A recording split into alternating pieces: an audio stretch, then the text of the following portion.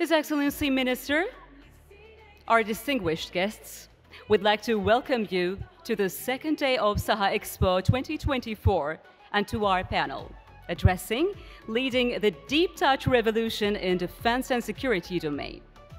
Dear guests, before we proceed with panel discussions, we'd like to first invite our dignitaries to deliver their opening speeches. Ladies and gentlemen, may I first invite to the floor Mr. Haluk Bayraktar, Chairman of Saha İstanbul and the CEO of Baykar. Welcome, sir. Hoş geldiniz efendim.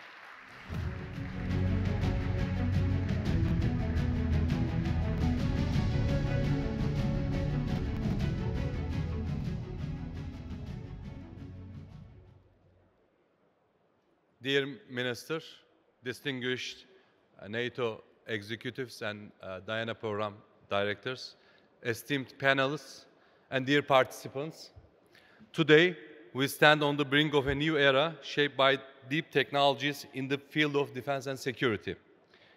Innovations such as artificial intelligence, quantum technologies, and autonomous systems are not only transforming our military capabilities, but also fundamentally reshaping our global security understanding. The responsibility to lead this revolution will redefine not only NATO's strategic priorities, but also the technological capacities of allied nations. Turkey, with its rapid progress in the defense industry and technology, is ready to be at the heart of this transformation. Initiatives like NATO Diana and the Innovation Fund will further advance this potential, meeting the alliance security needs while showcasing Turkey's innovation power to the world. We are gathered here to discuss and collaboratively develop solutions that will strengthen the technological superiority of our allied nations.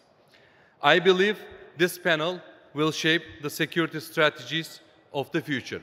And us, as Saha Chairman and on behalf of my board, we are really grateful to our Minister of Industry and Technology and NATO Diana program to be part of this startup initiative in the field of defense.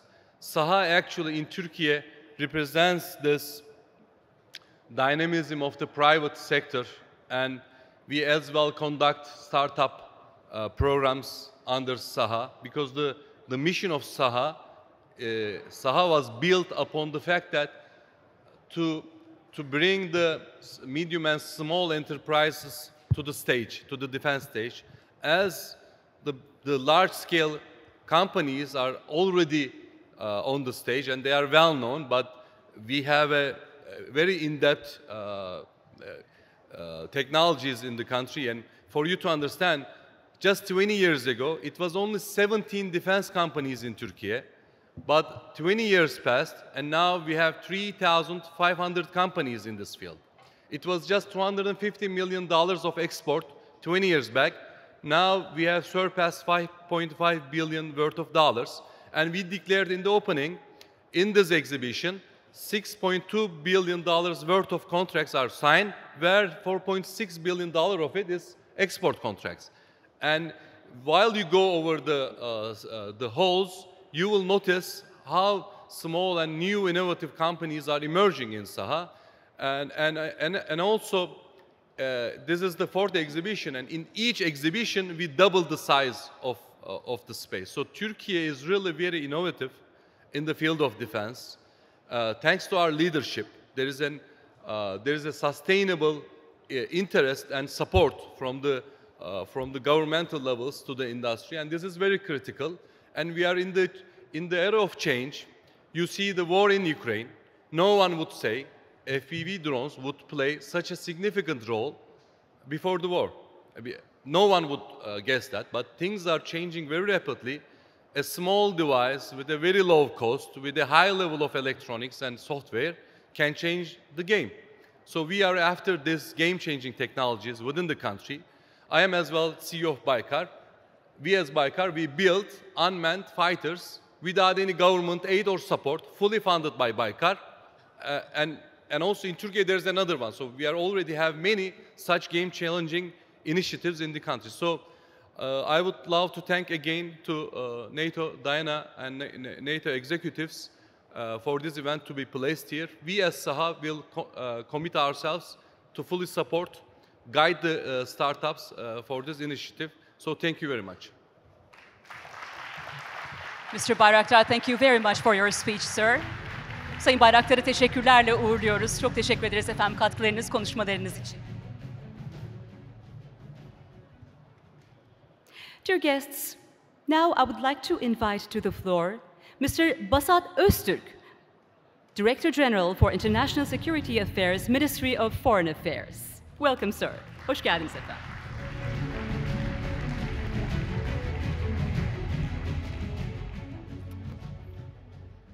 Thank you. Good morning to everybody. Dear Minister, dear Assistant Secretary General of NATO, Mr. Ellerman Kinkombe, other Diana executives, distinguished guests. Welcome to the meeting point of the world. Why I say so? Those who use Turkish Airlines must have heard this announcement as the plane lands to Istanbul airport. They say that, welcome to the meeting point of the world. This is not an exaggeration. In fact, Istanbul has been the meeting point of the world for centuries. It is the meeting point, the point where continents meet, north and south, west and south meet together. So therefore, it is so important for us to have you here to see with your own eyes the incredible progress Turkey has achieved in the last decades. In this context, what I would like to say is that these innovative technologies have not come to fruition just in a very short period of time. There is huge investment, energy in it, invested. As Mr. Haluk Bayraktar just explained to us, how innovative Turkish defense industry has been and how successful this SAHA Expo initiative has been is because there are people working day and night, investing in every sense throughout their lives. But there is also this location which also obliged Turkey to be vigilant all times. When there was this euphoric period, brief period, when people in Europe, our European allies, were benefiting from the so-called peace dividend after the Cold War, we did not have such luxury of benefiting any kind of peace dividend. So we had to be always vigilant, and this is why we are investing, we are working hard to make sure that Turkey has all the capabilities necessary to fulfill all missions. And I remember Mr. Haluk Bayraktar in 2018, when I was Deputy Undersecretary of the Ministry of National Defense. We were working together on drones and trying to help Ukraine 4 years before the war started in Ukraine. And this is not a coincidence. It also is strategic vision. So therefore, any kind of capability, any technology cannot be successful without a strategic vision, without a political vision, without the correct strategies, both in political and in military terms. I was also ambassador in Afghanistan for more than 4 years. NATO's longest and most important missions have been conducted in Afghanistan for about 20 years. And we had all the necessary capabilities. But the political strategies, the objectives, could not have been achieved. And I also should like to refer to 2010 strategic concept of the NATO alliance. It was such a wishful strategy. I'm sorry to say this, but it is a fact, because it was describing a world like Pollyanna's world. Just 1 year after the adoption of 2010 strategic concept, we had the so-called Arab Spring, which turned into winters. We had the case in Libya. We had also the case in Crimea, which was annexed and occupied, unfortunately. So this was not foreseen. But thank God, allies have also learned lessons. In 22 Madrid NATO summit brought about a new strategic concept, which is more realistic. But in any case, it cannot be successful without full solidarity among allies. And also, it cannot be successful if the center of gravity, the unity and solidarity among allies cannot be kept. It's so important. So under such circumstances, it was unthinkable, unreasonable to impose sanctions on allies by allies. And that's why in Vilnius Summit 23 and in the Washington Summit just this July, NATO leaders have agreed to eliminate these obstacles on defense, trade, and procurement. This is so important at a time when there are real wars. And in this part of the world, in Istanbul, just in the north, few hundred kilometers away, we have Ukraine and Russia as our neighbors from the Black Sea. And few hundred kilometers from southern borders, we have another war in Gaza by Israel, which is brutal. It may be using the maximum technology and most advanced techniques and equipment. But as I told you, no strategy, no vision can be successful if they are not based on just and equitable grounds. This is so important. And that is why, while on the one hand, Turkey is investing a lot in defense innovation, in defense technologies, and we will continue to do so. And under the auspices of the Minister of Industry and Trade, we have really been very active and successful in Diana initiative. And I am welcoming all the Diana executives here and hope that this will be an opportunity for us to really look for the future to make better cooperation. In this context, I am looking forward to hearing also our minister's guidance to us and will be working with you. Thank you very much for coming here. Thank you for this opportunity. I wish you a successful event. Mr. Öztürk, thank you very much for your speech, sir. Thank you. Sayın Öztürk'ü teşekkürlerle uğurladık. Our distinguished guests, it's a great honor for us to invite to the floor Mr. Jean Ellerman Kingom, NATO's Assistant Secretary General for Innovation, Hybrid and Cyber. Welcome, sir.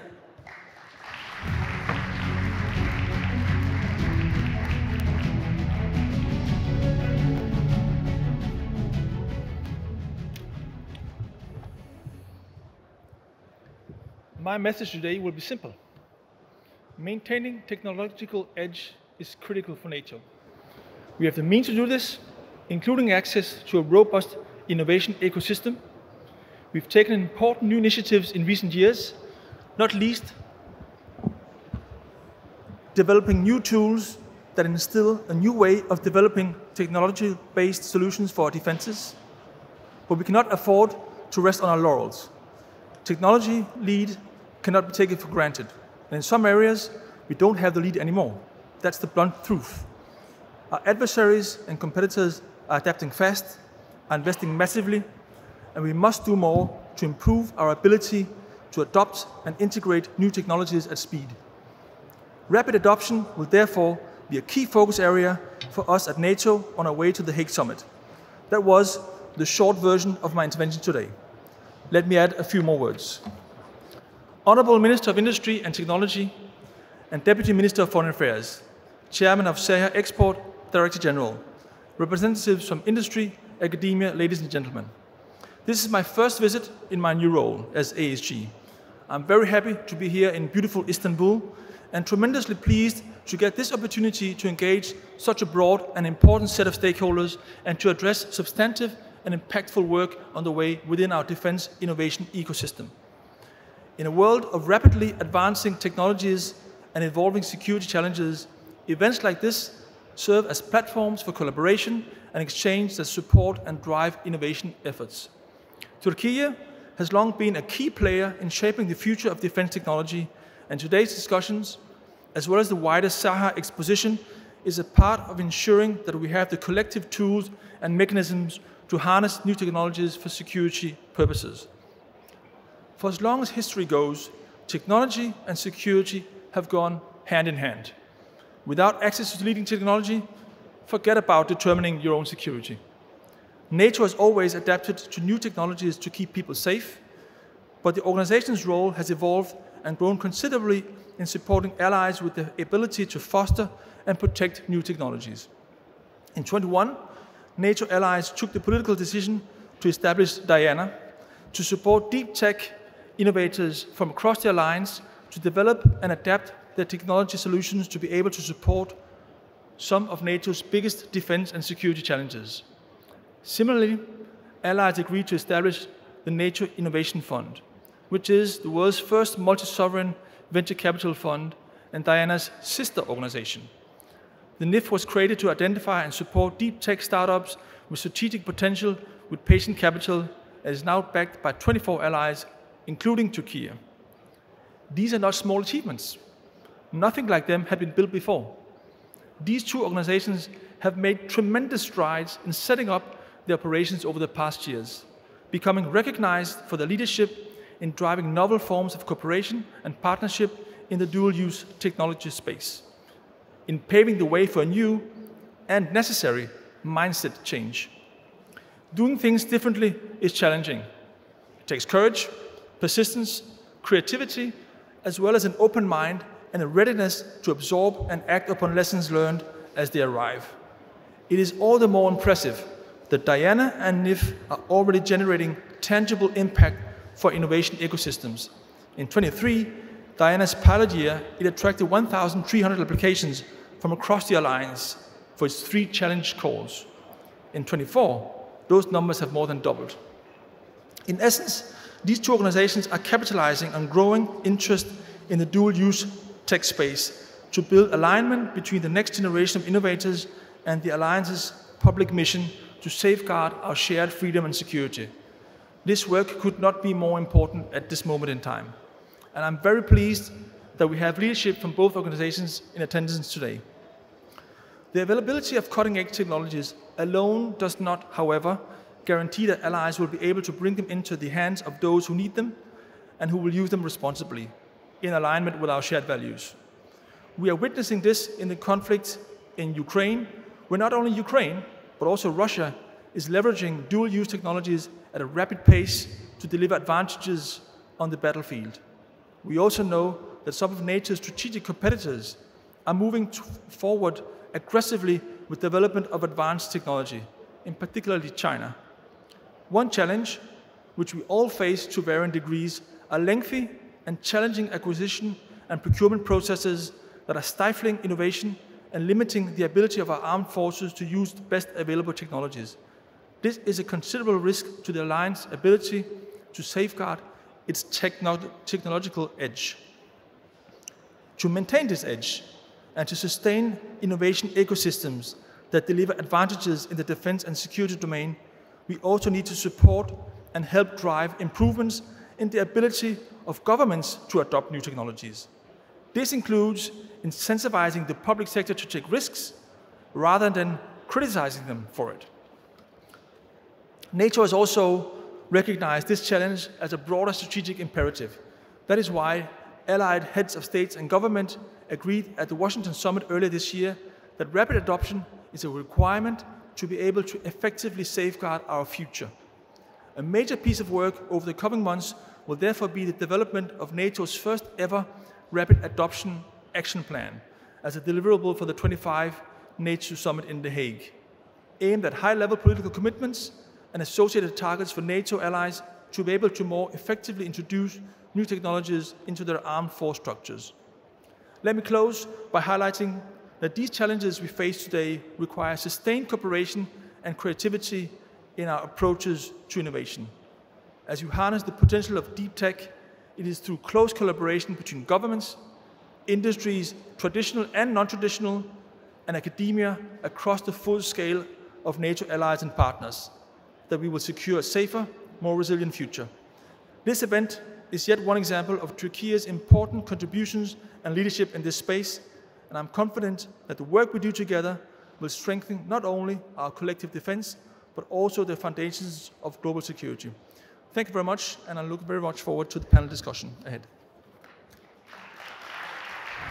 Kim Bom, thank you very much for your speech, sir. It was a pleasure having you here with us. Thank you.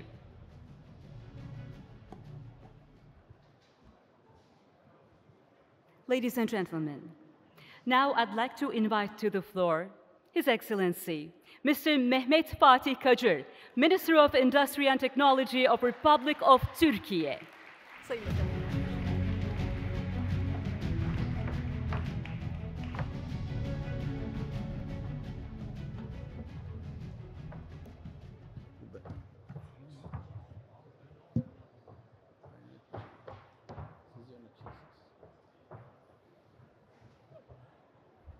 Honorable Assistant Secretary General, the Chair and esteemed members of Diana Board of Directors, Diana Managing Director, distinguished partners of the NATO Innovation Fund, dear guests, it's a great pleasure to join you today at this panel. Through this valuable forum, I would like to share my thoughts on the shared history and cooperation opportunities between NATO and Turkey. Turkey joined NATO in 1952 during a period of intense geopolitical tensions, much like today, and has remained a key member of the alliance ever since. Our country, with its strategic position as a bridge between Europe and Asia, plays a vital role in NATO's collective defense posture. Over the decades, from peacekeeping missions in the Balkans to NATO operations in Afghanistan, the roles Turkey has undertaken stand as clear evidence of this commitment. We do not view our relation with NATO as limited solely to our position on global security issues. We have also taken an active role in industrial cooperation projects within NATO, which has enabled us to diversify and strengthen our capabilities in the defense industry. Thanks to modernization efforts aligned with NATO standards, we have significantly enhanced our joint operational capabilities with allied nations. This symbiotic relationship not only fosters mutual growth and resilience, but also allows us to respond to emerging threats more effectively. Of course, as security paradigms shift, we can observe that both Turkey and NATO are proactively adapting to these new realities. We are introducing innovative instruments and strategies to keep pace with these developments, ensuring that we remain at the forefront of global security challenges. In this sense, I am pleased to see NATO taking the lead with the Defense Innovation Accelerator for North Atlantic, DIANA, and the NATO Innovation Fund. These initiatives have introduced a new perspective to NATO-Turkey collaboration, with our ministry proudly representing Turkey in these efforts within the alliance. Distinguished representatives, conflicts occurring in different regions of our world not only threaten regional stability, but also endanger global peace. It is evident that climate change, mass migration, and resource scarcity are creating new conflict zones around the world, leaving behind more severe and lasting damage. As with many of the major challenges we face, humanity in the 21st century is turning to technology to develop effective solutions for security problems. Battlefields and security paradigms are being reshaped alongside technological advancements. Emerging and disruptive technologies are paving the way for revolutionary change in defense strategies. AI brings unprecedented autonomy to defense operations by enabling systems to independently perform tasks such as surveillance, threat detection, and decision-making, reducing the need for human intervention while increasing efficiency and precision. The rise of cyber threats, the increasing demand for intelligence, surveillance, as well as the need to address the vulnerabilities in critical infrastructure have prompted governments and organizations to prioritize cybersecurity measures. Space technologies are continuously finding more innovative applications in the military field each day. Next-generation quantum technologies enhance data security, making sensitive communications nearly impenetrable. They enable rapid, complex calculations that could significantly bolster military strategy and intelligence analysis. Biotechnologies are also emerging as a critical frontier in defense, offering unprecedented capabilities in areas such as health security, biosurveillance, and even the development of enhanced materials for military applications. As Turkey, we are well aware that the future of the defense industry will be shaped by the integration of advanced technologies into the military domain. The key to fully capitalizing on the opportunities offered by these technologies is, without a doubt, a robust technology development infrastructure. Under the leadership of His Excellency President Recep Tayyip Erdoğan, we have built a technology ecosystem in our country that enables the development of innovative and disruptive technologies within our infrastructure. 208 universities, 104 technoparks, more than 100 accelerators and incubators, and more than 1,600 R&D and design centers are key pillars of our national innovation capacity. With over 270,000 highly skilled researchers and engineers contributing to this vast ecosystem, Turkey has cultivated a large and talented R&D workforce. Since 2018, we have seen high-tech industries lead the charge in boosting our industrial production. Today, Turkey stands as a nation that not only manufactures but also exports advanced technologies, shifting from being a technology importer. This transformation began with our defense industry.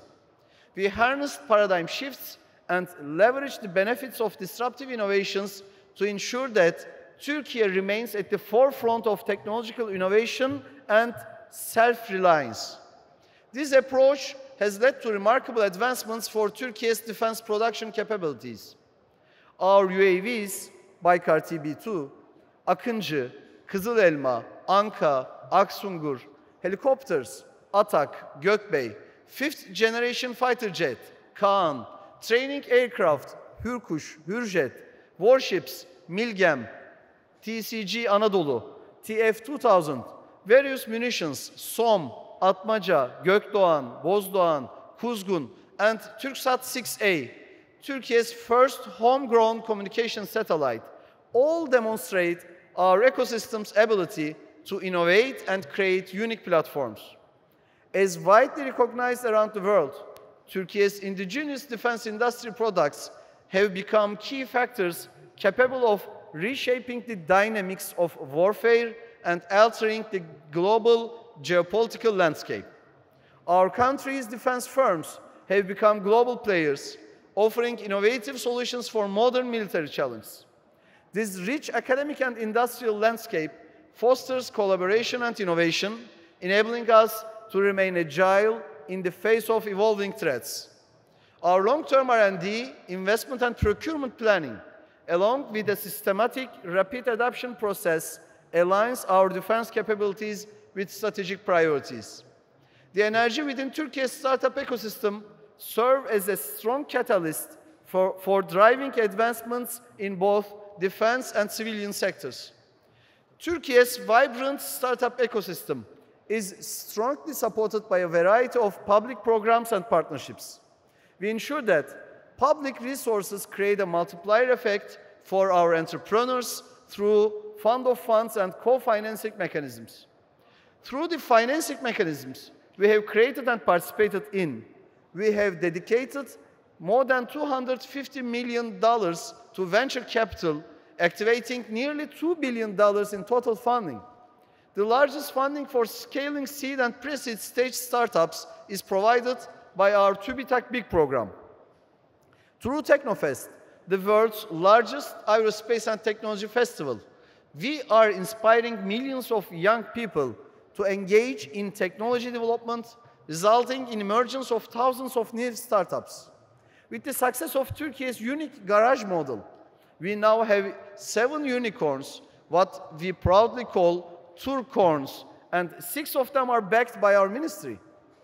Our goal is to see 100,000 tech startups emerging from Turkey, with 100 of them achieve Turcorn status by 2030. We have also emphasized in our national startup strategy the importance of increasing the number of deep tech startups in our country. We are also taking steps to channel our resources and capabilities more towards deep tech startups to foster groundbreaking innovations that address global challenges, positioning Turkey as a leader in advanced technologies such as AI, quantum computing, and biotechnology.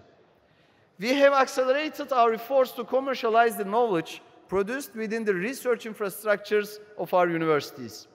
We are actively backing accelerator and incubator programs to grow our talent pool in deep tech sectors. In particular, we are motivating our leading defense companies to collaborate with deep tech startups, fostering partnerships that are essential in driving innovation. We are confident that this collaboration will be instrumental in producing breakthrough solutions for both the defense industry and other strategic fields. Throughout history, military needs have consistently been one of the main forces steering technological progress.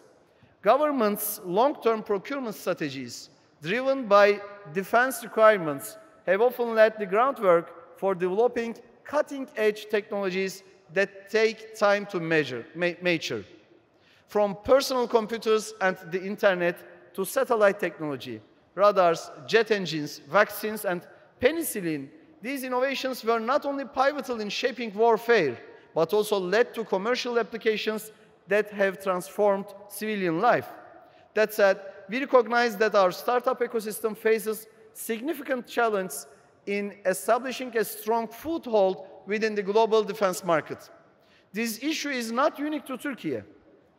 Countries with robust defense sectors frequently experience a disconnect between civilian innovation and military application, making it difficult for non-defense players to gain traction.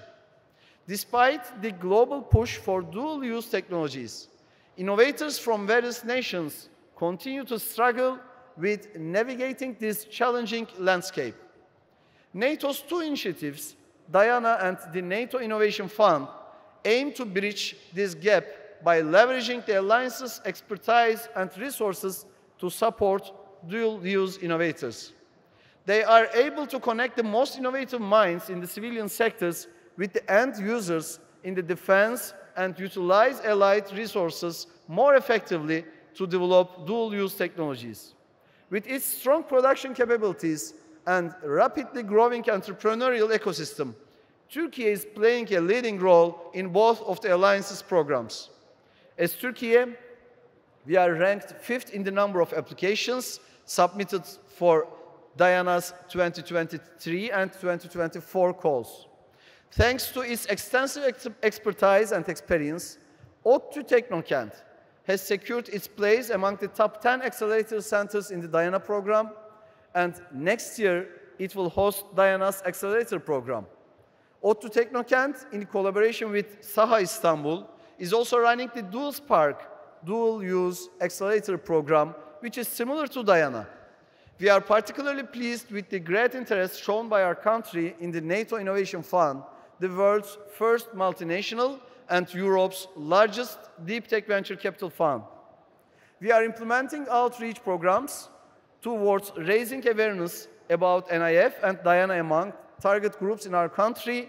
Diana and NIF, as complementary tools, will ensure the rapid deployment of dual-use technologies developed by our startups. Dear participants, I am confident that the insights shared in this panel will spark new ideas, launch groundbreaking deep tech projects, and create opportunities for collaboration that transcend borders. As we stand at the crossroads of defense and technology, let's reinforce our commitment to working together for a fairer world. By uniting our efforts, we can not only strengthen our security, but also drive innovation and shared prosperity. Turkey is more than ready to take on a leadership role in advancing these efforts, leveraging our industrial strength, innovative spirit, and strategic position within the alliance. As I conclude my remarks, I thank all of you for your interest and participation, and extend my warmest greetings to each of you. Thank you. His Excellency, thank you very much for your speech, sir. Thank you. It was a pleasure having you. Sayın Bakanım, çok teşekkür ederiz katkılarınız için. Thank you very much, MC, for this warm welcome. At the outset, I'd like to express our gratitude and thanks for the SAHA, which is now the Europe's biggest defense cluster, for hosting this important session on leading the deep tech revolution in defense and security domain. And also, we consider that this will be a very important panel that will going to deep dive in the leading the deep tech revolution in the defense and security domain. As we well know, the importance of the deep tech innovations is now crucial for both the alliance and the governments on offering advanced solutions for emerging threats and enhancing strategic capabilities and ensure nations maintain technological superiority in the rapidly growing, evolving global landscape. And therefore, as the alliance, when these disruptive technologies has an important influence on the governments and the security defense domain, the response of the NATO is bringing together and forefronting two important initiatives. One of them is the NATO Innovation Fund, and the other one is the Diana Accelerator. And for this end, the Diana is strategically established for supporting the innovative startups in the alliances and also supporting the dual use of technologies in this manner. And also the other one is for the NATO Innovation Fund, which is explicitly a specific venture capital fund for which is with the participation of the 24th allies, and it is strategically also established for supporting the deep tech innovation system and the dual use in the alliance. And as the Turkey, which is highlighted in the opening session, this ecosystem is highly critical, and we are very happy to be part and the contributor of this initiative. And as the Minister of Industry and Technology, we are representing our country in these two important bodies with our colleagues here today. And I would like to now switch to our panel. As you're well aware, we have lots of important speakers that's coming from both the Diana, NIF, and the accelerator side, and also the funds that has received from this. I would like to start with Miss Barbara McCuistion. Miss McCuistion was a very important figure in the science, technology, innovation, and he was formerly serving as the Pentagon's Deputy Chief Technology Officer and for Science and Technology, and is the first chair of the Diana, and serving in the Diana since its establishment for the last 2 years with great efforts that together.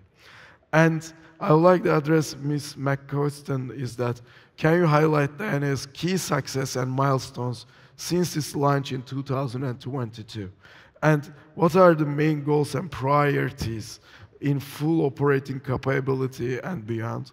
And how can Alliance best supports Diana's institutionalization process, as it's a new organization, new approach? It will require and support from the governments and allies, and what will be the position? Yes, Ms. McCuistion. Thank you very much. First of all, thank you for having the invitation and having all of us up here.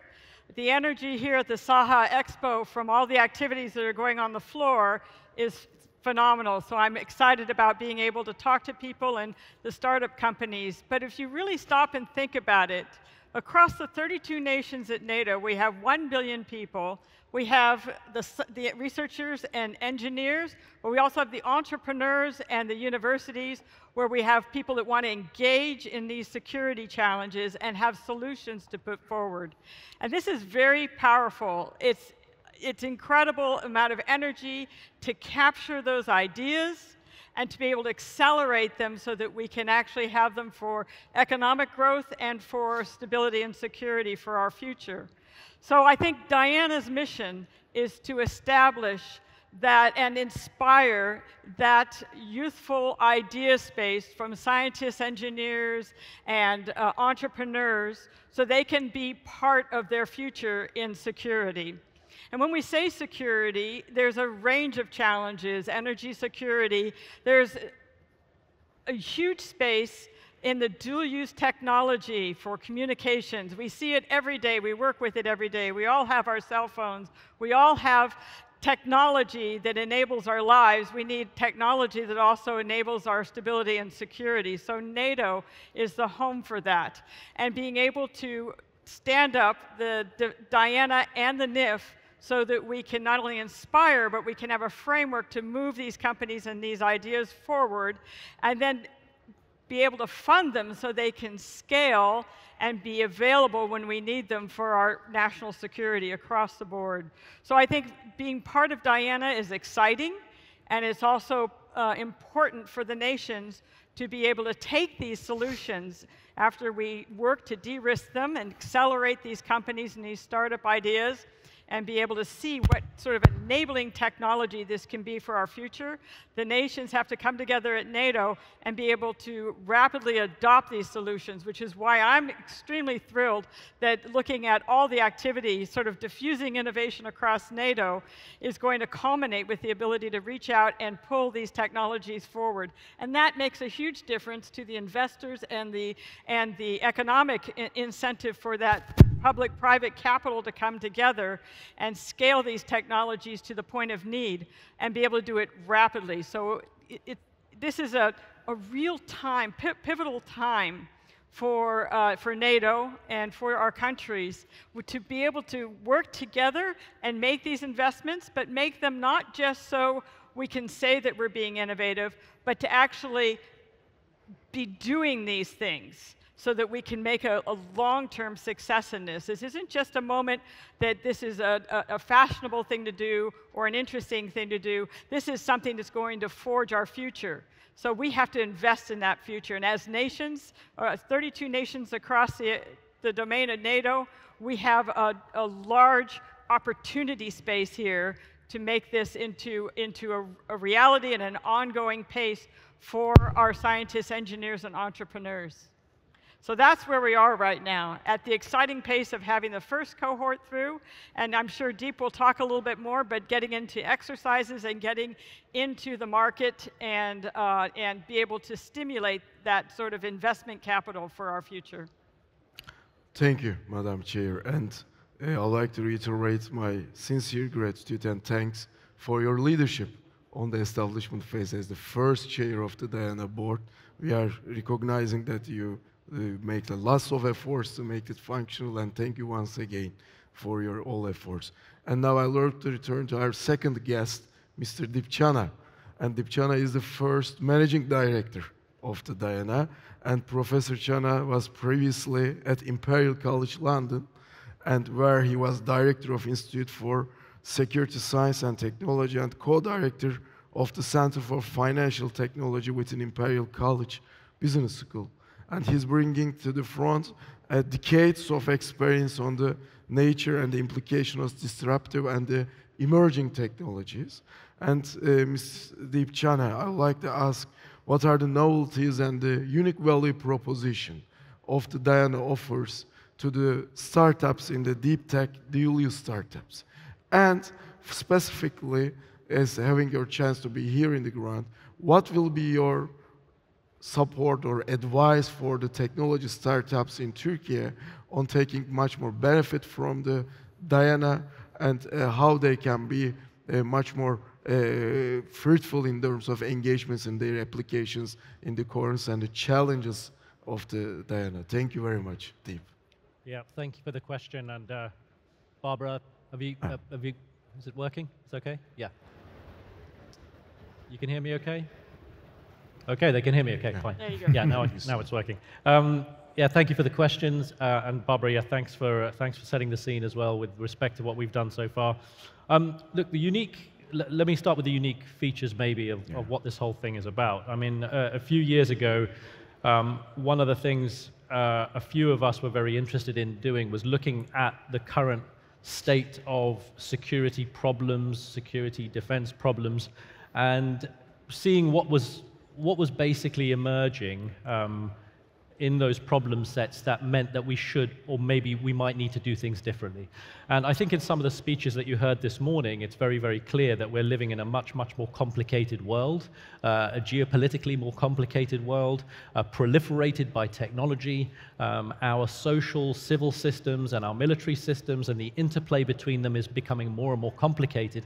And as a result, our defense and security challenges are becoming more and more complicated, requiring us to think in many, many more innovative ways about how we solve those problems compared to what we have done in the past. And it seemed to us, therefore, that those challenges would be best addressed by the use of scientific analysis and technology, and the development of technology after that scientific analysis to solve those problems.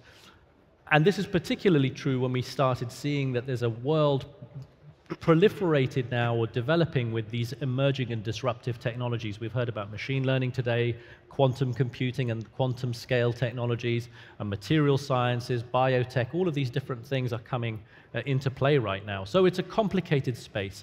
And it then became clear that what we needed to do was to be able to engage with the best minds from across the alliance, from those billion citizens. Where are the best minds that can actually look at these problems, analyze these problems, and then develop the solutions for today, because we have some problems that we have to go after right now, and also develop solutions for the problems that we're going to face tomorrow. So it's this sort of two-speed game that we need to play.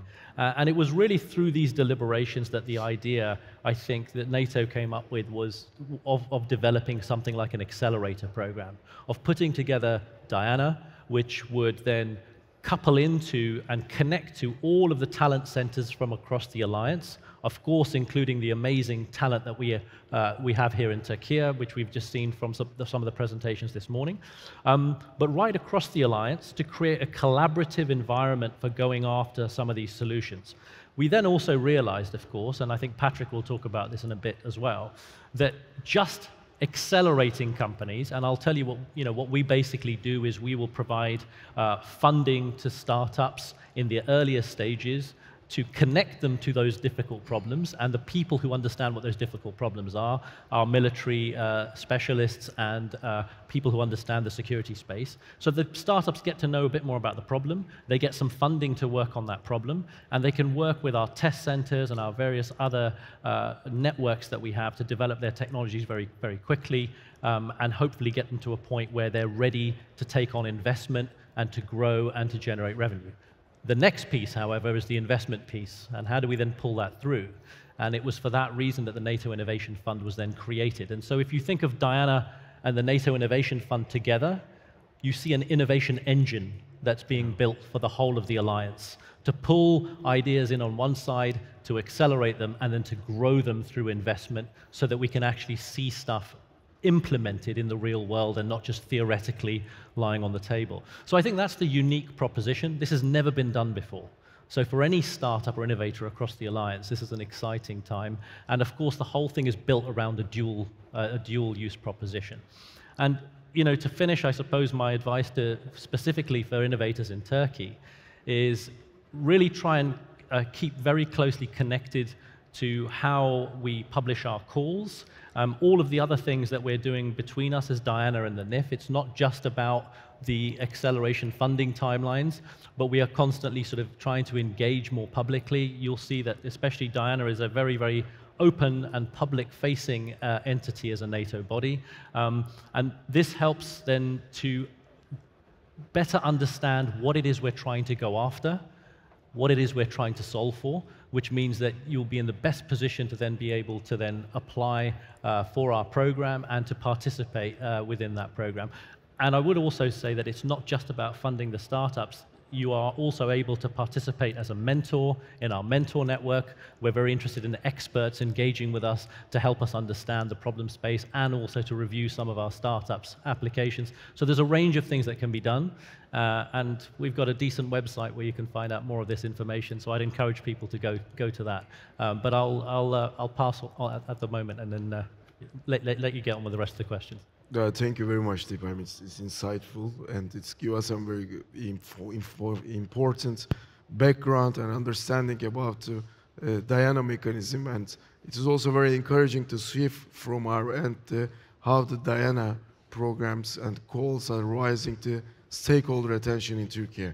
And we are reflecting it and considering it and seeing it in the number of applications and interests and the inquiries that we receive in the ministry. And we'll going to reiterate our strategic approach to the Diana. And I would like to now switch to the NATO Innovation Fund, which is actually we are considering as a sister body, a complementary body. And Diana and NAIF is then established with the same strategic direction, but the target groups are quite different. And now the NATO Innovation Fund has a budget of $1 billion and is a venture capital, as a form of unique venture capital in which the member states are the LPs. And it's a very unique initiative. And I'd like to ask Mr. Patrick Schneider-Skorsky, who is one of the partners of this very significant deep tech fund, and how the $1 billion of NATO Innovation Fund help bridge the financing gap for dual-use deep tech technologies. And could you also explain us how the investment strategy of the fund has been formulated, and also how the NIF and the Diana is complementing each other as the two bodies with different targets, with the same strategic goals? Yeah. Thank you very much. Thank you. Patrick. Yes, can you hear me? Okay. I think I'll start with the funding gap and kind of and also talk about Diana, because I think that it's not just that there's been a funding gap in deep technology. There's also been an acceleration gap, a validation gap as well. So I started in my previous career before joining the NATO Innovation Fund. I was a very early stage deep tech investor, and the challenges we faced were obviously follow-on funding for our portfolio companies. You'd see fantastic innovations, fantastic early-stage startups, and that there just wasn't the follow-on funding for these companies to grow. Part of that was just that the market maybe wasn't quite as advanced in Europe as it is now, but it was also, I think, VCs didn't really understand how to validate these technologies. There are clear pathways in software, even in some parts of biotech, even life sciences. There are clear milestones in how you measure traction, and then how you allocate capital to these companies. But in deep tech in Europe, that was lacking, and so this is why Diana and NIF are hugely complementary, because you need to have the ability to identify these innovators, validate, test their technologies, figure out use cases for them, and then once that's done successfully, then you can start thinking about how to allocate more capital and how to grow these companies. So Diana, where Diana's work ends, ours begins. So. I mean, broadly speaking, there still is, even with NIF, there still is quite a funding gap in Europe for accelerating these types of technologies. So we're set up to do that, set up to bridge the so-called valley of death between the phases where innovators are working on their technology, developing their product. They're still not actually generating revenue. But if these are such game-changing solutions, that a lot of the companies we look at, we see there is a lower market risk than there is in a traditional software company, for example. But there is a higher technology risk. So we have to be able to identify the right technologies, validate them from a scientific and tech perspective, with the support of Diana, and then figure out which are the most game-changing companies that can then be adopted by by ministries of defense, by government, and also by the civilian sector. So that's the rationale behind the fund, and that's the funding gap. In terms of our investment strategy, it's broadly speaking, we invest in the 9 NATO emerging and disruptive technologies, some of which have been mentioned earlier. So AI, biotech, quantum, novel materials, energy and propulsion, space, hypersonics, next-gen communication systems, and I think I've forgotten the last one, but yeah, energy. So those are the 9 areas that we invest in. We look at companies from seed stage to Series B. So that's companies that are just 3 or 4 founders, just getting their idea off the ground, to companies that are, in the case of deep tech, on generating some revenue, but still early from a kind of market, from a revenue perspective, but have at least have a product that is higher TRL, and they've demonstrated some product market fit.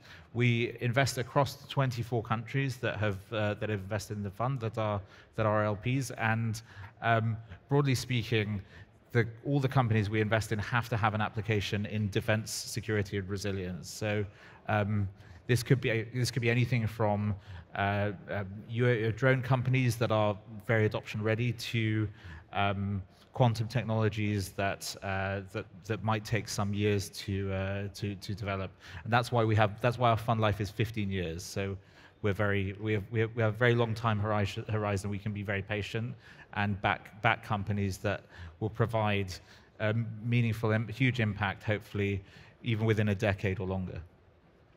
Thank you very much, Patrick, and thank you also for your very high-level efforts with interventions in the Turkish companies. And I'd like to now switch to Mr. Bülent Altan. As you will see, the composition of the panelists here is representing both the officials and also the fund side. Mr. Bülent Altan is a very well-known figure in the space industry, who's spending almost 2 decades in the most disruptive technology companies. And he's the founding partner of the Alpine Space Ventures. I am so sorry about my voice. And besides this very technological importance, the Alpine Space Ventures is one of the funds that has received investment from the NATO Innovation Fund. And for this, I'd like to ask Mr. Bülent Altan, how was the journey? How you succeeded on receiving the investment from the NATO Innovation Fund? And what will be your advices for the tech funds in Turkey on reaching the fund, having the same success with you, on having 10 million euros of investments from the NATO Innovation Fund? And secondly, definitely as a fund, we're going to use that resources in the startups and companies in your field, and will you consider doing investments to the Turkish startups in the market? All right. Well, maybe I'll start by introducing the fund a little bit, and then, because a lot of the answers depend on knowing what the fund is. Alpine Space Ventures is a venture capital fund. We invest into space technologies. It's based out of Germany with 170 million euros to invest.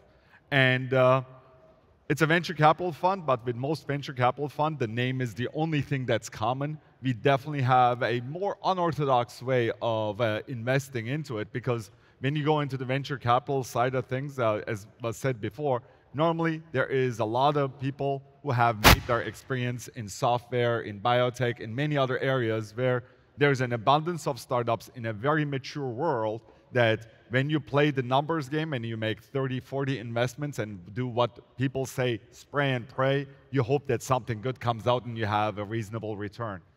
With a deep tech fund, especially in space, things are different. You have to make very targeted investments, and you can't make that spray and pray work, and that's exactly not what we are excited about. We as a fund invest into about 10 to 12 companies over the lifetime of the fund, and that means we make very targeted investments into these companies with a high level of conviction, because we do not want to have any losers in our fund. We want to have all across 100% hit rate.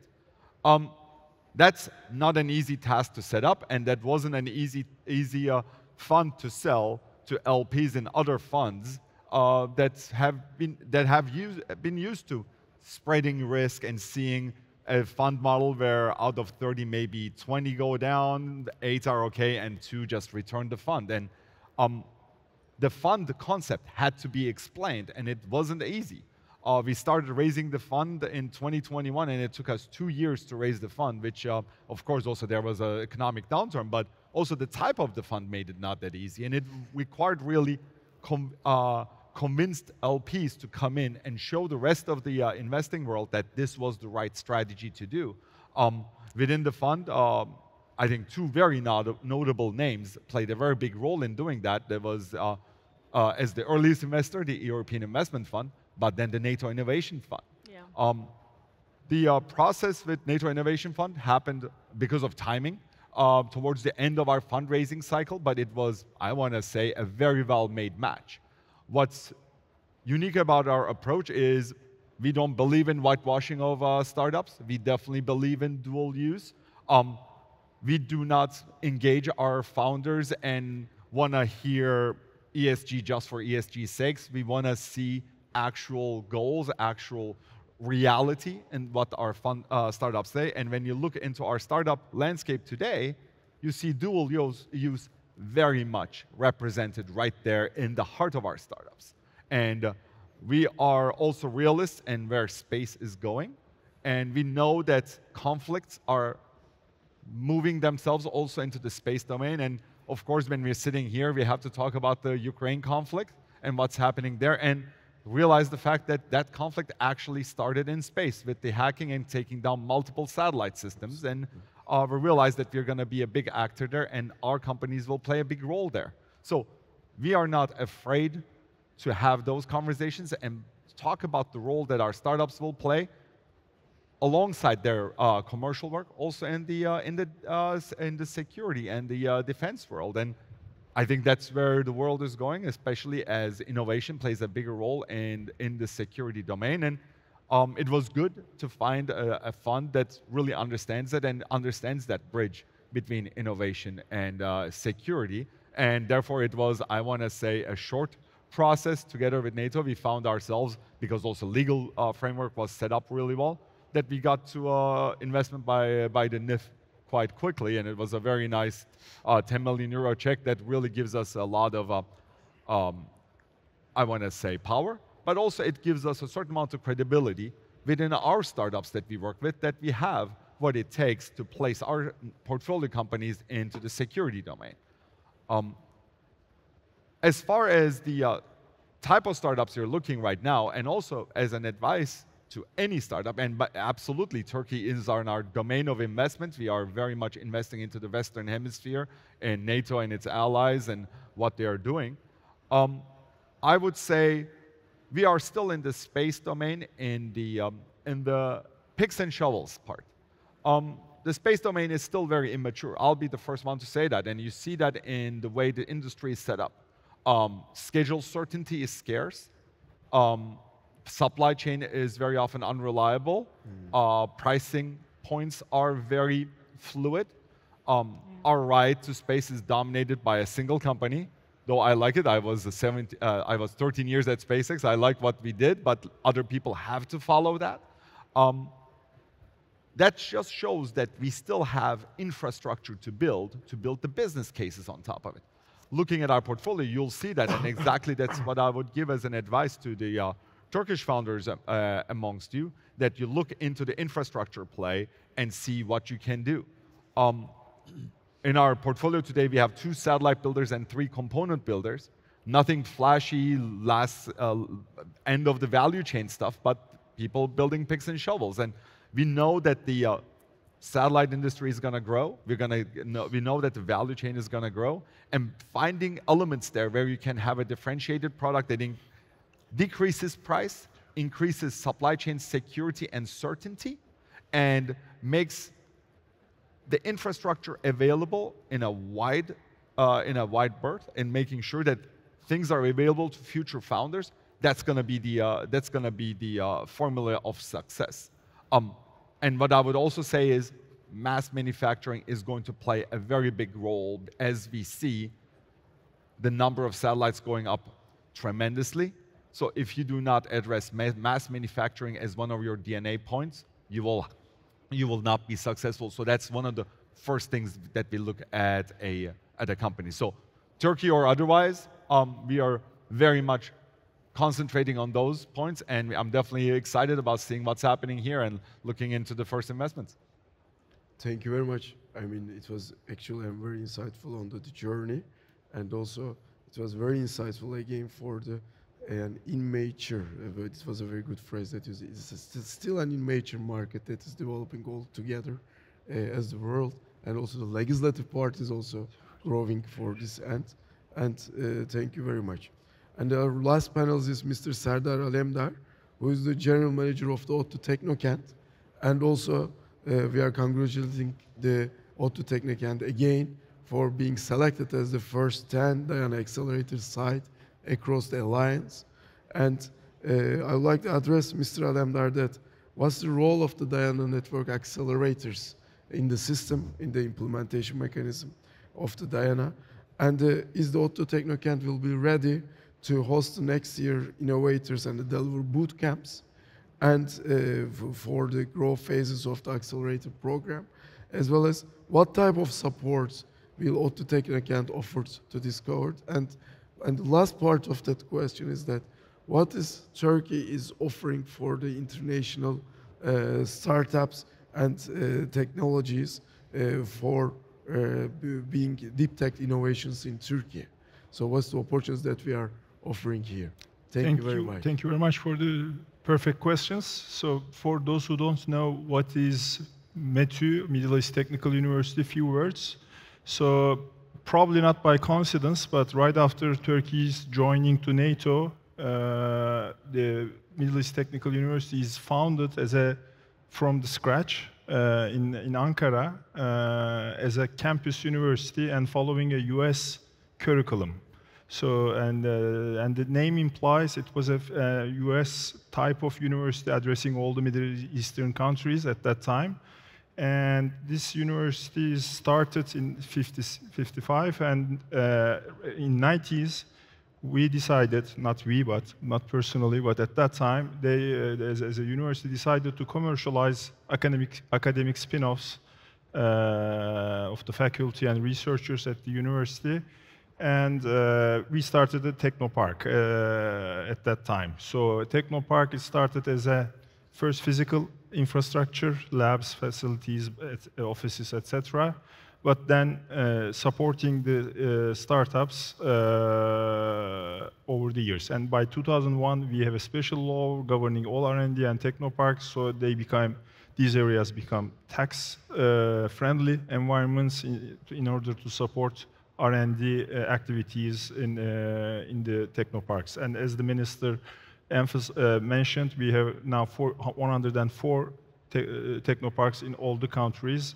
And we are the first one, and we are the prototype of the. We are generally the prototype of all programs by the ministry. And fast forward to now, we are hosting around 500 tech companies, and we are generating around 100 startups per year in different verticals. Since we are in Ankara and since we are next to a very technical university, obviously we have an extensive focus on deep tech, and on the downside, less focus on the commercialization and the marketing aspects of the businesses. But we try to help convert good engineers and scientists into good businesses, and we support them through acceleration programs, through mentorship, and B2B activities with the large companies and some investments. And we are doing that regularly. And as of, I mean, we were part of the Diana since the beginning in the designing phase. It's a perfect match for our environment because we had some examples already, dual use examples. I can give you that example is the gaming industry. So those technologists who work for defense, who develop simulators, etc., when they get bored with the tanks and aircrafts, etc., they started developing games back in 2005 in ODTÜ Teknokent.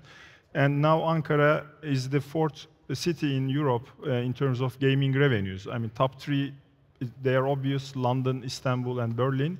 But for fourth spot, Ankara is not obvious. So after 20 years of efforts, Ankara is on the gaming landscape, and and also we have several examples in biotech for dual use. So Diana was a perfect match for us. So this year, in fact, as the first year, it was a prototype year. Pilot sites are selected. 5 pilot sites run the program, and we were not among them, but we didn't stay still. So we developed, by the learnings of the intensive work that we made over the designing of the Diana program, we implemented Dual Spark program. So we ran that program last year in Turkey for 20 startups.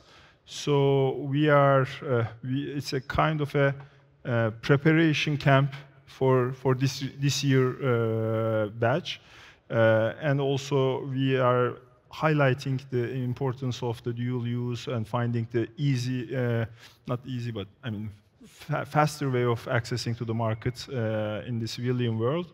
And it was a good model. We partnered with Saha on that side. So we are at Ankara. Saha is primarily on Istanbul side. So we are covering good portion of the Turkish startup ecosystem, and hopefully we will have good startups in this year's coming years batches. And last year also, I mean this year, in fact, there were two companies selected by Diana program from Turkey, and 2 of them are our alumni, Middle East Technical University alumni, physics and chemistry departments. And we have a booth here. They will present. They are also working. They are showing their solutions now to the old Saha Expo participants. So we are getting their experience as well from the accelerator experiences, and we collect all this feedback, and we are ready to run the accelerator in the coming January. We are expecting 5-6 startups from this year's challenges, and we will offer them obviously the physical space, but most importantly, as far as I know, Turkey is the second defense spender in NATO countries. So we want to make the incoming startups to Ankara to introduce all the key players in the defense ecosystem in Turkey, not only defense, but dual use, obviously. And we have, I would say, homegrown mentors, mentor network in ODTÜ Teknokent. About 1/3 of our companies are somehow related with defense. So they are startups of the past. I mean, founders of the past. They are now established companies. So these founders of the previous startups, they will help incoming startups to find their way in Turkish defense ecosystem. And last but not least, we are supporting all our companies through investments as well on the pre-seed and seed level. We have an investment fund, we call it Invest 101, so it's to highlight that it's early stage, very early stage. But this fund is about, we're supposed to reach 20 million, not 170, but 20 million. We are very close to that. And we already invested to these companies, already 12 investments. And we are not limited to invest only Turkish companies, so we want to help also the incoming startups through investments as well. And we are very excited to have our incoming startups in a couple of months. Thank you very much, and congratulations again. And as you rightly mentioned, this one of our priority also, both being integrated into the Diana system and supporting the mechanism very much. And also, we are very happy to host the deep tech startups and innovations in Turkey. By the way, as the ministry, we announced a new program for specifically that kind of startups. We are calling it a tech visa program. So it will be a special incentive package for the innovations and startups that want to be in Turkey and establish their companies. And ODTÜ Teknokent will be one of the most important player in this end. And I would like to return to the house. If you'd like to address some questions to our esteemed panelists, floor is open for your interventions. And if you could raise your hand if you have any questions. And Mike, please. And before your intervention, if you kindly introduce yourself, as the badge will not be seen very well from this side.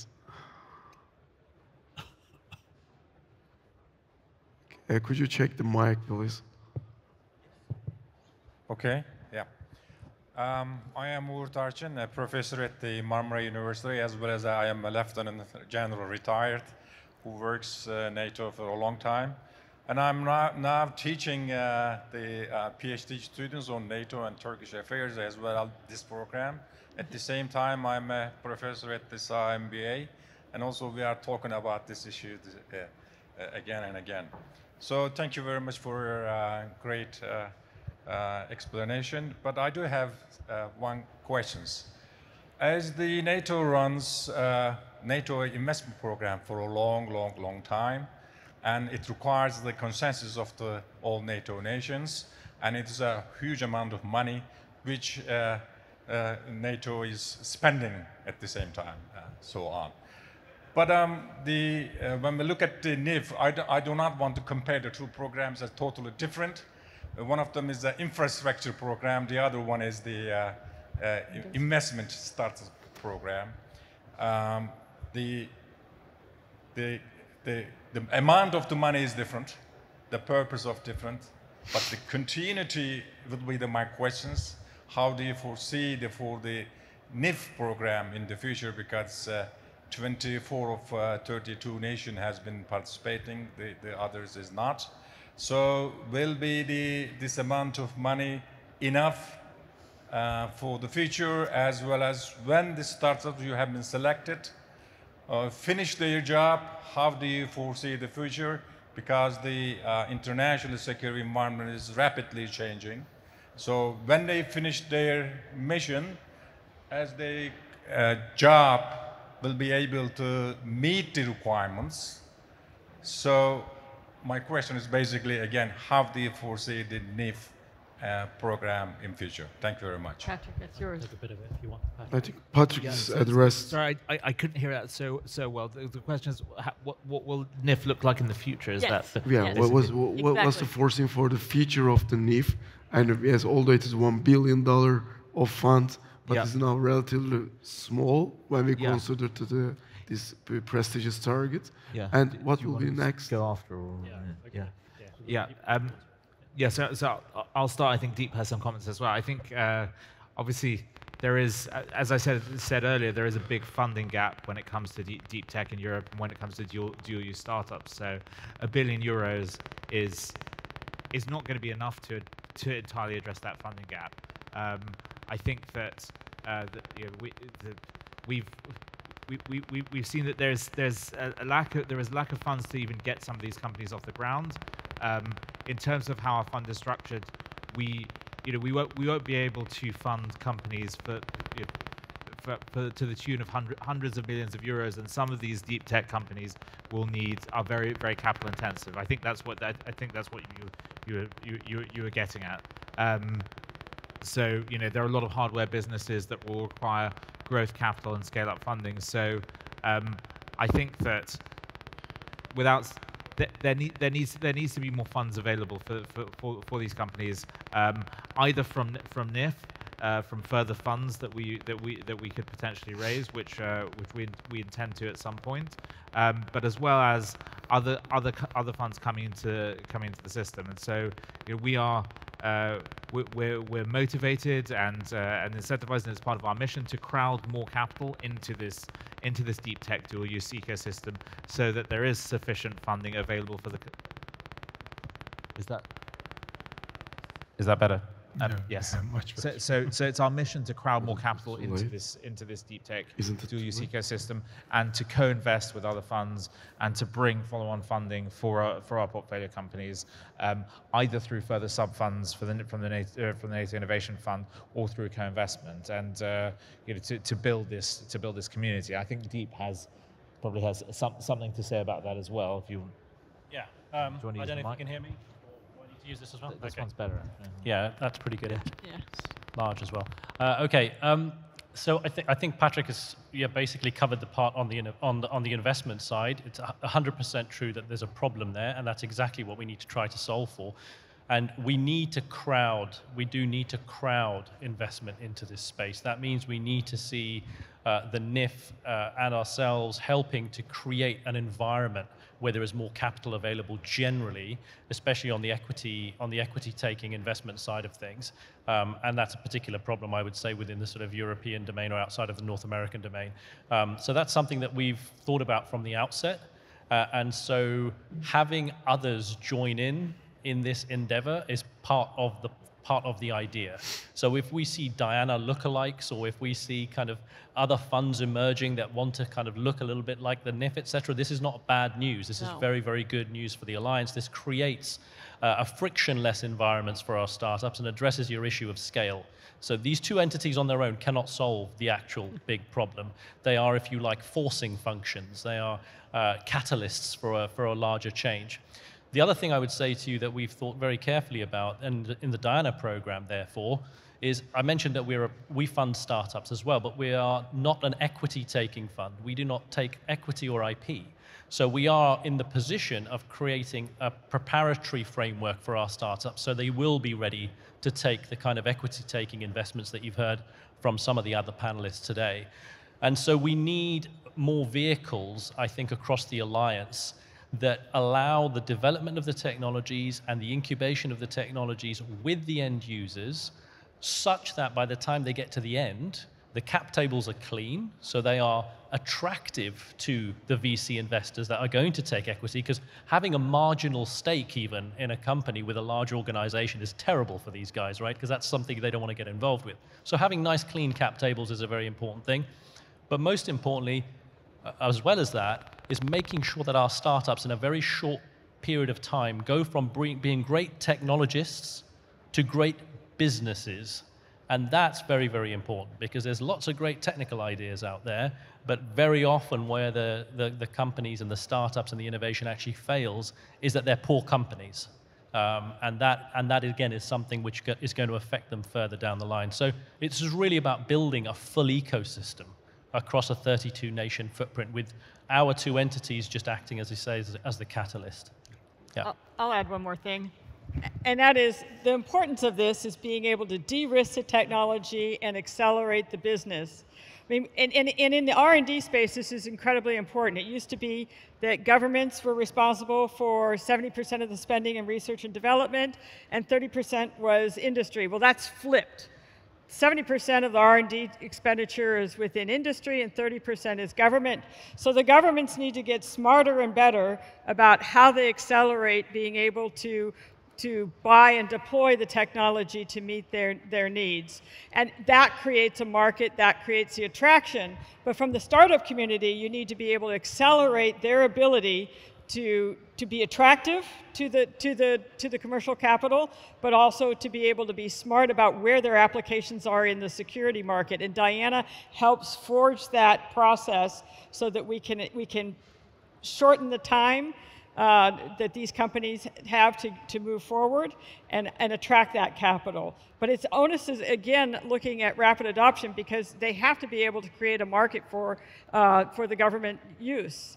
And that's where the onus to the nations are, to look at what their acquisition strategies are and to be able to leverage this innovation. And I would also put the challenge out there for the traditional industry base there, because they need innovation as well. And these are great sources of new technology that might enable the platforms that they're developing. So being able to quickly use them, even as sub-tier developers, to be able to be in the industrial base, which is important for NATO, because then you have an industry base that has much more resilience in the area of security. So essentially we're accelerating and enabling this and attracting that capital for this end use. So that itself creates the market. So. Thank you very much. I think our time. Yes, I think we can have one or two. One more comment, So sorry, Patrick. Yeah. Sorry, me again. I just want to make one more comment about us acting as a catalyst. I think, and that's the way we can have the biggest impact and bring more capital into the ecosystem. I was just thinking of what Bulent said earlier about our investment in your fund. You know, 10 million. It's a sizable ticket for us, but it's not. But in terms of our overall fund, it's it's not a huge proportion. But if by investing in you, we can convince more private capital to come into the market, then you can invest in more startups. I think that that creates that multiplier effect, and that allows for more follow-on funding for your companies. I just would like a comment on that. Now, absolutely, and I would really say that the life of a startup is a whole journey, and to be fair, we're talking about the really early stage, the incubation stage, then we talk about the venture capital stage, and it's along that way, just like with the customer base, we talk about dual use. What is dual use? A certain amount of diversity in the client base of the startup. Along the way, also your partners need to be diversified, and that's exactly what we are seeing here. When we look at a startup, we like dual use, we like the name NATO in there, but let's face it, you don't want to see a single name there. You want to see multiple people coming and looking at a startup and coming to the same conclusion that it is a healthy startup. Let's be honest, if only the NATO name was on there, you would think to yourself, well, that's a strategic thinking partner. I wonder if it's commercially viable. Why did no one with a commercial mindset, a completely non-strategic person, put in money there? That's why having a diversified investor base is very important. But the journey also doesn't stop with the investors. Let's face it, we are all growing a startup to graduate to the next level, which is to be a cash flow positive business, which often gets forgotten about it. And that journey is not an easy one either. And I think exactly you alluded to that. One of them is have a healthy customer base. And the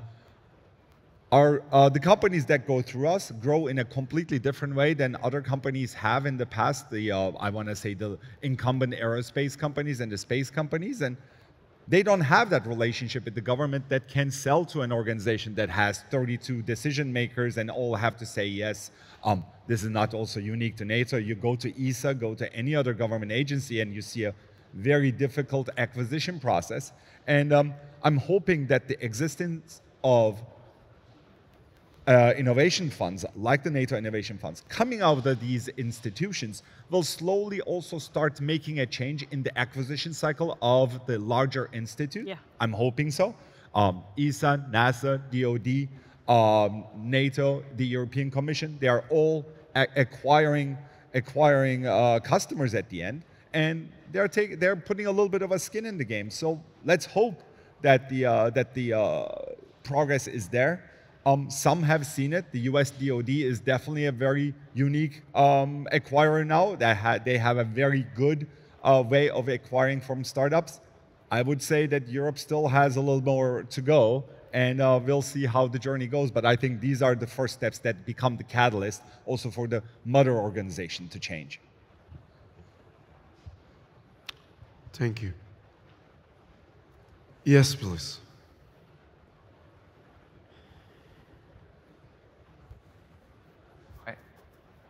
Hi, this is Serkan from HyperEver. I'd like to ask a question to... Could you speak a little bit louder, please? Yes. Can you hear me now? Yeah. Okay, good. Right. This is Serkan from HyperEver. I'd like to ask a question to Mr. Schneider-Sikorsky. We are one of the startups that is trying to survive the Death Valley you mentioned. And we are aiming for, our product is aiming for both military and civilian use. And I was wondering if focusing on only one of these could help with the survival rate of the valley. So the question was, if you focus on one of the two use cases. Yeah, would it be better? Yeah. To survive?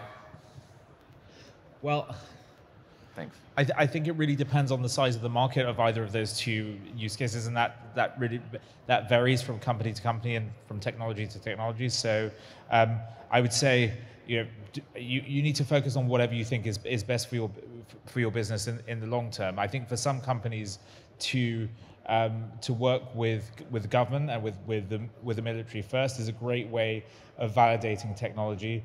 There could be long-term adoption and long-term procurement contracts for those types of companies, or it could be the case that it is a more niche use case, but by working with these by working with government, for example by working with Diana, their test centers, you validate your technology, and then in the longer term there's a much larger commercial civilian use case. It can also be the other way around, that in the shorter term you have technologies that have a far bigger market in the civilian and commercial sector, like we've seen with a lot of software and tech companies, but then have provided incredible value and capabilities to government and military. So I'd say the answer is it depends.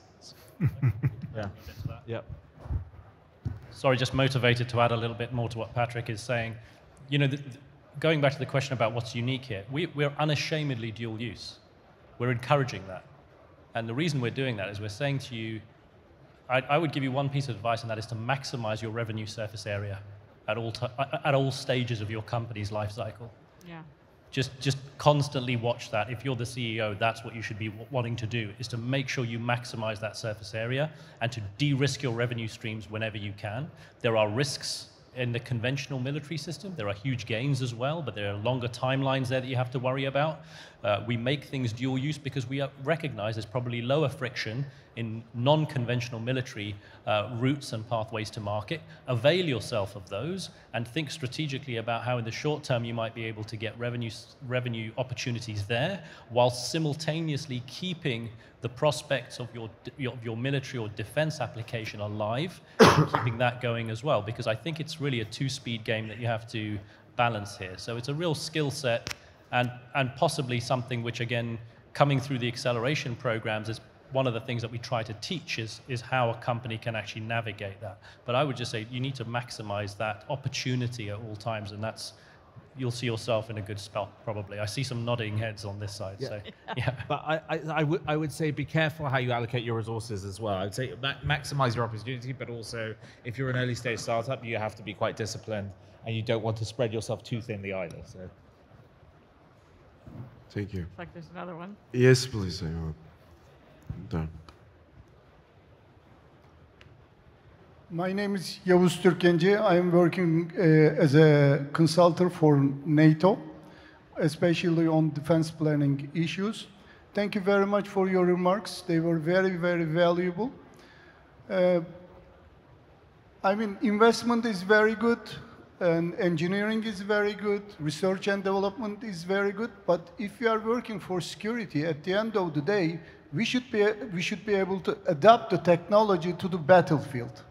Therefore, do you think that we need to start another structure next to Diana, composed of engineers and soldiers working together in order to adapt the technology fast enough to the battlefield? Thank you very much. Appreciate it.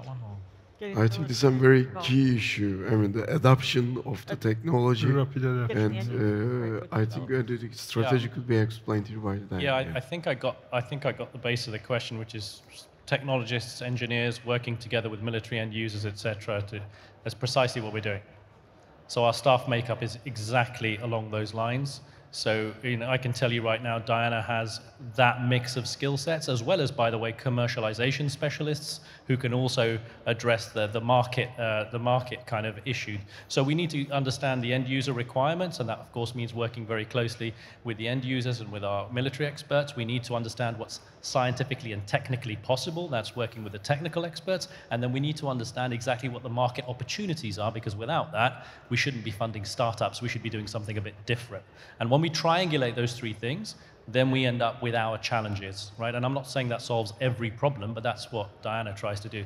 So we have tried to, within our staff makeup, have that blend. We have actually in the second row sitting our new military deputy director, who you can talk to, who in fact has just joined the team.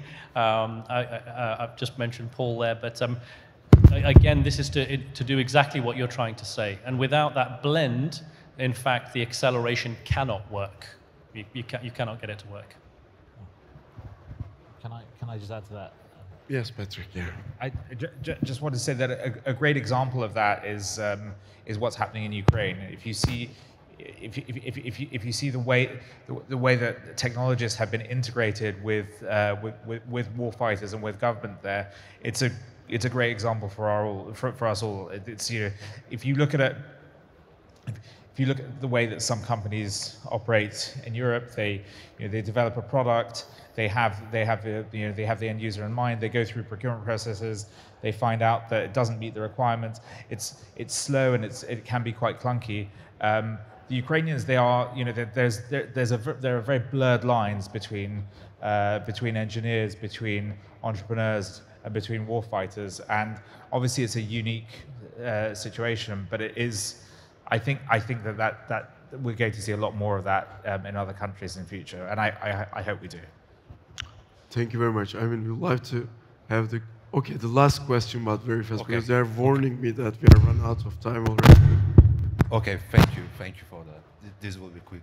So this is Emre. My question is, I totally understand for the funding and securing finance part. Could you also speak a little bit louder? I mean, it's getting hard. Okay, can you hear me better? Yeah. Yes. Thank you. So, besides from funding and financing, I would like to know, and if you can give us further examples, how do you support your startups when it comes to business development and market penetration in that field in particular? What would you say? Thank you. Is that for me or for you? I'm not sure. It's for me. And besides the funding, what's the opportunities? Yeah, is that for me or is that for Diana? Or doesn't matter. I think I'll go through. Yeah, I'm happy to answer that one. Obviously part of the way that we support our portfolio companies is some of them by encouraging them to apply to Diana, to work with Diana. So we have a very very close collaboration when it comes to things like acceleration, validation, and testing, and so on. We take adoption very seriously. Adoption of the technologies that we invest in is one of our main goals. So it's our North Star. So as our portfolio grows, we're going to be doing more of that. We've only been investing for less than a year now. We've announced 6 investments. A couple of those are probably more closer to being adopted and more mature in terms of TRL. And the others will catch up. But as our portfolio grows, we'll have more technologies that are ready to be adopted by ministries of defense and by warfighters. And so we've just hired a chief adoption officer who will build a team to drive the adoption and procurement of our portfolio companies. And we think that that's quite unique. Most other VCs don't do that, let alone have access to 24 ministries of defense of the countries that have invested in our funds. So that would be one of the main areas where we support our portfolio companies. Yeah, and just to add, I mean, I think that the Diana proposition is not really about the check size. So, this is not an investment play. This gives you a decent amount of capital to be able to develop the idea. What we're there to do is actually create a better business out of you. So in the phase 1 of the program, the first 6 months of the program, we run you through a curriculum, an acceleration curriculum, which is effectively a taught and guided curriculum to cover all aspects of business development inside this dual use envelope that we're talking about. That includes becoming a better business in terms of the fundamentals of the organization, but also understanding the problem set a little bit better and connecting closer to the end users and some of the experts that we have inside the network. We also want you to work with our test centers and with our other accelerator sites to be able to test your technologies quickly, fail fast, and then iterate and go through this DevSecOps loop, if you like, rapidly. And that's where our test center capabilities are really valuable, because it will allow our startups to be able to test their propositions, fail in a safe place, iterate, get some advice from the accelerator sites and from the experts network, and then produce version 2, 3, or 4, or whatever they need to do. And then the last part here is the experts network that we build. So we have experts from finance and investment, we have experts from academia and science and technology, from the military end-use case, and also from the civil end-use environment as well. And so brokering connections with those experts is something which we hope we can achieve, not just for the duration of you going through Diana, but for the rest of the growth of the company. And we are working very diligently now to try and create an alumni network, which will mean that once you come through the program, we don't just say goodbye to you after your 6 months or 12 months. You're going to actually live inside that ecosystem for a much longer time. So I hope that helps to answer your question, but that's certainly something which is core to what we do prior to, as I said, the equity-taking investment side of things, which is what we are trying to prepare people for, as well as revenue opportunities, etc. I'll answer that. Last, please, here. Yeah, maybe I'll answer it also from the view of a VC that is in the deep tech arena as a private VC. As a deep tech VC, you can't be just money. You have to do value add, and you have to have the bandwidth to value add. You have to have a deep enough team, and you can't just come from the business of having given money in the back and in the past, and that's all there is. You have to bring a whole multitude of capabilities. When we built that team, it was the same. We built half of the team is early executives from SpaceX. The other half is investment bankers and people who've done business development. So very often in the early stages of a company, one of the biggest resources that they want to have access to is a network of customers and a network to hire out of. So one of the best things you can do as an investor is to look into your companies, your portfolio companies, give them feedback where the missing skill set is. There always is some, and looking and helping them to find the missing people for their team and looking for those pitfalls. That's something definitely do. But then, of course, there's another role as well. The more multinational you put yourself together, of course, NIF is a great example of it, but we also did a transatlantic fund to a certain extent. You can build once again, a differentiated customer base. All our European customers today have a North American customer. Our portfolio companies have a North American customer, and the American portfolio companies are already active in Europe. So having that level of customer access early on and being able to open doors that a startup alone couldn't open themselves, that's one of the biggest value adds that a VC can bring. We say that to a lot of startups out there that are trying to bootstrap, that don't just look at the money and your dilution in the company. Look at your investors as a resource, and if you have the luxury, try to select the ones that offer you the best resources in doing business development, human resources, and in our case, even co-technology development with our startup together. So yeah, it's really depends on the startup, but I think those elements are almost prevalent in every startup we've seen. Thank you very much. I think this is a very, very effective panel in which we discuss the deep tech revolution and the strategic response of the NATO, the alliance, with these two important initiatives in NATO and Diana and the NATO Innovation Fund as a strategic response to that deep tech revolution. I mean, they are warning we have to end it here, and now we are going to switch to some token presentation, I think, as a souvenir to our esteemed panelists. Yes, Madam. Phone, yes. First of all, please give a big applause to our participants and moderator for this incredible panel. Thank you very much.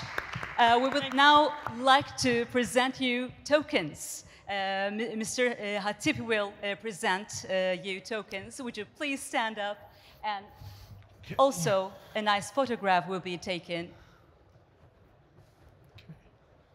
We'd like to take this opportunity to present tokens, and thank you all.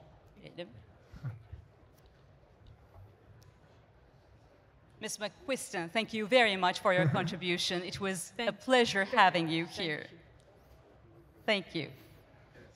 Mr. Jana, it was an honor having you here. Thank you, sir. Mr. Skorsky, Thank you so much. thank you very much for joining us. Thank you. Mr. Altan, it was a pleasure having Ben you çok here. teşekkür ederim. Çok sağ olun.